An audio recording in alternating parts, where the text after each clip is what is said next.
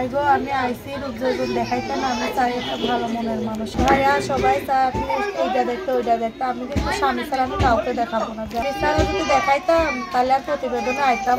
মেয়েদের ইনকাম করার অনেক জায়গা আছে, তার জন্য আইসি ভাই। মেয়েদের অনেক ইনকাম করার জায়গা আছে, কিন্তু তাই যাবো না। আমি চাই একটা বিয়ের সাথে করে। দর্শক, আপনাদের প্রীতীয় শুভেচ্ছা জানিয়ে শুরু করছি আমাদের আজকের প্রতিবেদন। তো দর্শক, দেখতেই পাচ্ছেন আমাদের সামনে এক আপু দাঁড়িয়ে আছে। আমরা তার গল্পটা শুনবো, জানবো আপু কেন আমাদের ইউটিউবের মাঝে আসলেন, তিনি কি বলতে চান। আপু আসসালামু আলাইকুম। ওয়ালাইকুম আসসালাম। কেমন আছেন? আলহামদুলিল্লাহ, আল্লাহ রাখছে। আপু আপনার নাম কি? আমার নাম নদী। খুব সুন্দর নাম। নদী আপু, কি অবস্থা? অবস্থা তো ভাই অনেক কষ্ট করে প্রতিবেদনে আসে।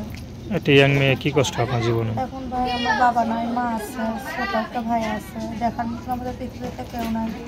মনে করো যে বাবা বিয়া করে চলে গেছে, থাকার মতন কেউ জায়গা নাই। একটা দুই দেশে জায়গা আছে, কিন্তু ঘর বাড়ি নাই। কাজ করি, পরে বাসায় কাজ করে কোনো মতন সংসার করে একবেলা খাইলে আরেকবেলা না খেয়ে থাকতে হবে। তার জন্য প্রতিবেদন আসে একটা মনের মানুষের জন্য। আচ্ছা, তো আপনার একটা ইয়াং মেয়ে, এত কষ্ট আপনার জীবনে। তো জীবনে কেন কষ্ট? বাবা আছে? না, বাবা চলে গেছে। কি মনে হয় বাবার কারণে আজকে আপনাদের যে পরিবারের অবস্থা?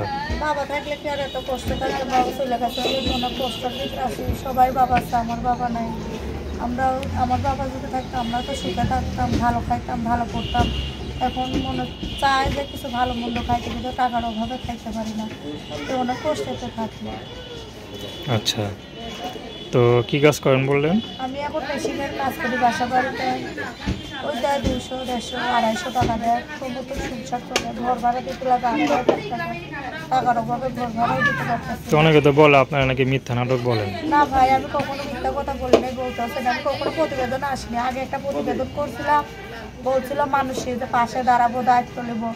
তখন বেতন পাই ভুলে যায়, তখন তারপরে কি বলে এটা দেখাইতে পারবো, ওইটা দেখাইতে পারবো।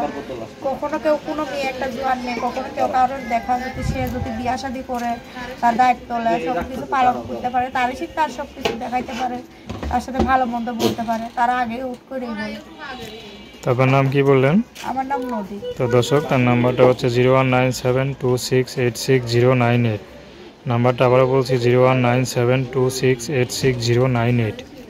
তো দর্শক, প্রেম ভালোবাসা, সাহায্য সহযোগিতা, বিয়ে শাদী করা একান্ত আপনাদের ব্যক্তিগত ব্যাপার। তো আসুন আমরা 5 ওয়াক্ত নামাজ পড়ি, সর্বদা দেশের সেবা করি। আসসালামু আলাইকুম।